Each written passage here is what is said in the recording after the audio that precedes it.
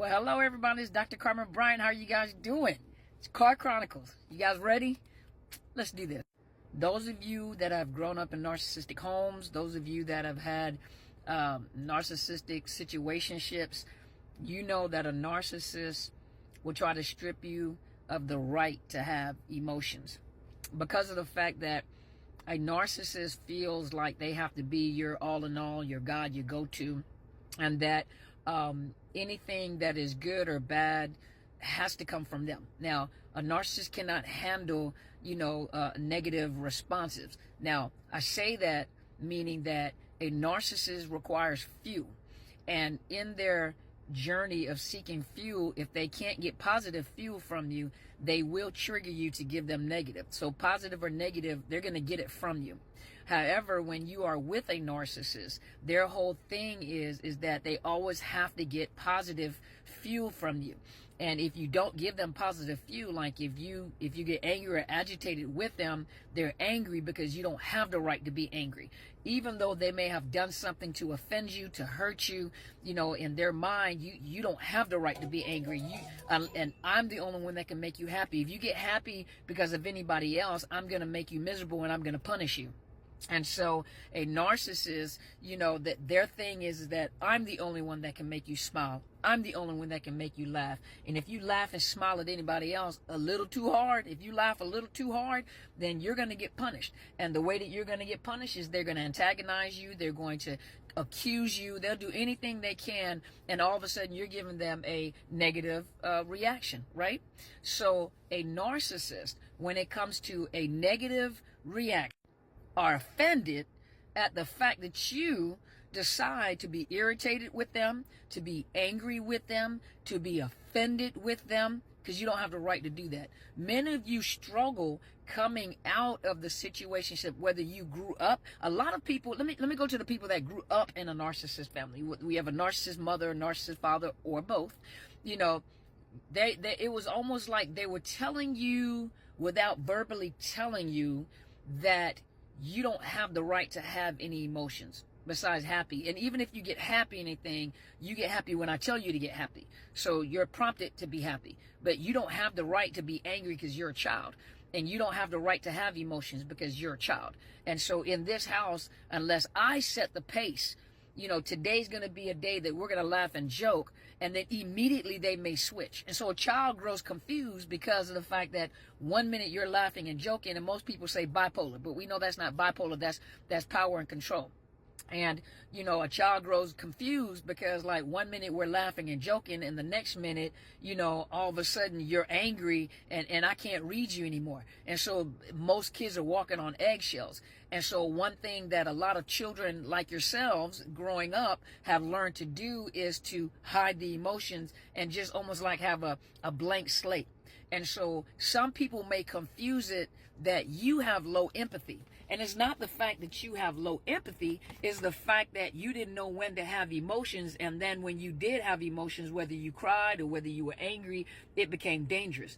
And for you, I'm talking about in general, for a lot of people, they learn that, that narcissist, because a parent is just like the parent that's a narcissist is no different than, a romantic partner that is you're in a situationship with. But what happens is you've taught yourself that emotions are weak. So if I cry, that's a sign of weakness. If I show sorrow, that's a sign of weakness. If I'm hurt, that's a sign of weakness. I always have to maintain strength because I cannot allow them to see emotions. Now, no one told you that.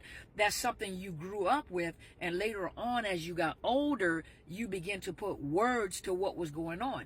And you've learned basically how to gray rock. That's what you've learned how to do. But the problem with that is you've done it so much that now as an adult, you have a hard time having emotions. So most people think that you are emotionless, that you have a low empathy, and it's not that. It's that when you are sad, when you are grieved, the thing that you have to use in your mind was anger, irritability, or aggression to show strength.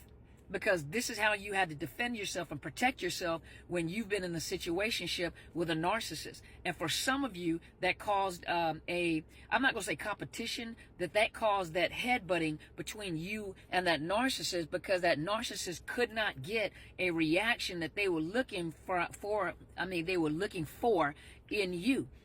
From time to time, especially if you've been with a narcissist for a long period of time, though, you may have in your mind slipped up and cried, slipped up and showed an emotion.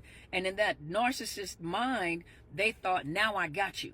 Now I've seen your mask has slipped. So now I see that I am causing you pain. And so it's like pushing buttons. They push buttons to see where they can get a reaction from you.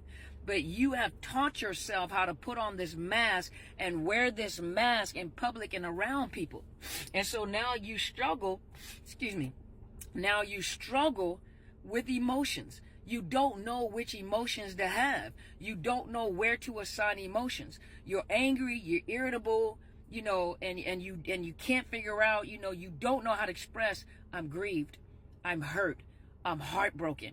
So when you have, say, for example, you have been discarded, your first reaction is anger and bitterness. You're offended, you're hurt.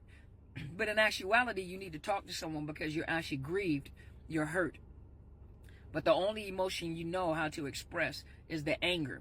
Now, let me tell you something else. And those of you that are not following my mother, Apostle Helen Sadler, your destiny helper, and especially on Clubhouse, on Tuesdays at 7:45, she has a panel of specialists that talks about, coaches, therapists, and different people come from the audience that have a discussion.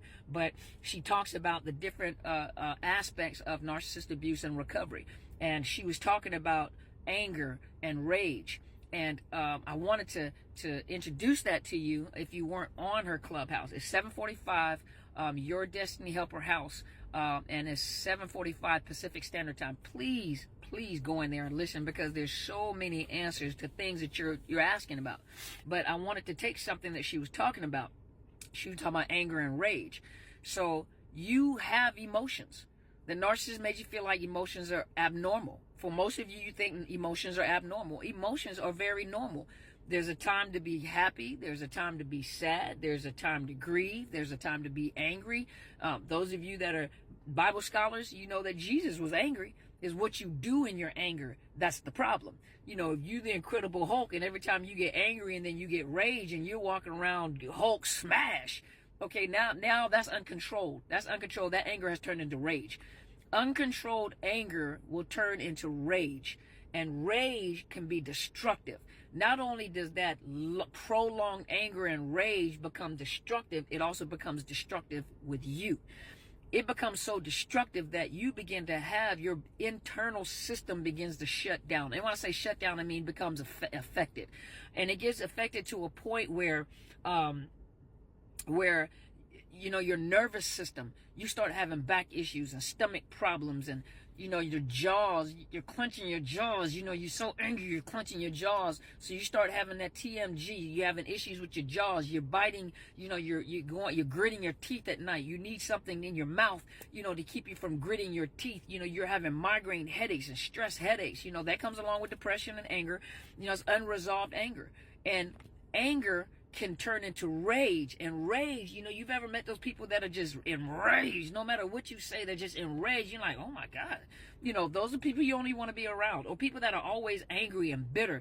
They have nothing positive to say. Everything is so negative. Everything's so is it optimistic or pessimistic? Pessimistic. The pessimistic. There's nothing positive. No matter what it is you do, no matter what it is you say, you talk.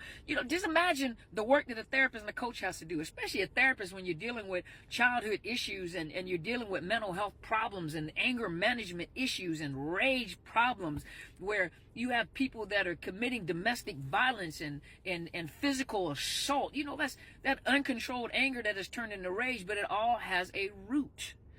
And 9 times out of 10, when you follow the vine of the rage, which are the symptoms, and the anger, which are the symptoms, the anger, those symptoms are signs of a deeper issue. And 9 times out of 10, the deeper issue is unforgiveness. And unforgiveness, and most of you guys are like, I'll never forgive that narcissist. Forgiveness has absolutely nothing to do with the offender. Forgiveness has something to do about getting you out of that cage, to get you out of that rage, because you're making yourself sick. It's like drinking poison, expecting the other person to unalive themselves. But I'm going to talk about it in the next video. Stay tuned, okay?